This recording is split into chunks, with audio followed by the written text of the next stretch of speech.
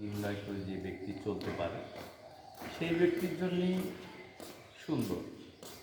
জ্ঞানে ধ্যান, ধ্যানে জ্ঞান, যার ধ্যান জ্ঞান লক্ষ্য ঠিক আছে তার জন্যেই এই পথটা ঠিক আছে। যার ধ্যান জ্ঞান লক্ষ্য করে চলে তার জন্যই এটা অনেক ভালো। আপনার জুনিয়র কতজন, আপনার ছোট ভাই বা ছোট বোন, বিভিন্ন সুবাদের মানুষজন আপনার কে অনুসরণ করে এই মাজারে আসে? অনেক আছে, বলে শেষ করা যাবে।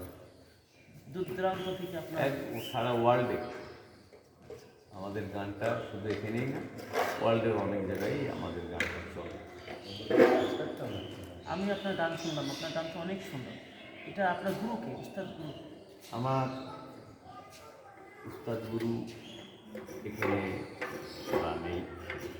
আমার গুরু ছিলেন রঞ্জিত দশকার, উনি আল্লাহ দরগা বাড়ি দরবার আছে মুক্তিধাম, এখানে অনেকেই যা আসে।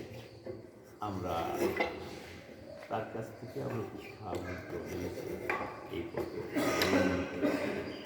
এই পথটা আমার কাছে খুব সুন্দর লাগে, ভালো লাগে, যার জন্যে আমি এই লালন সব পথ, এই পথে দীক্ষা নিয়ে ভালো আছি।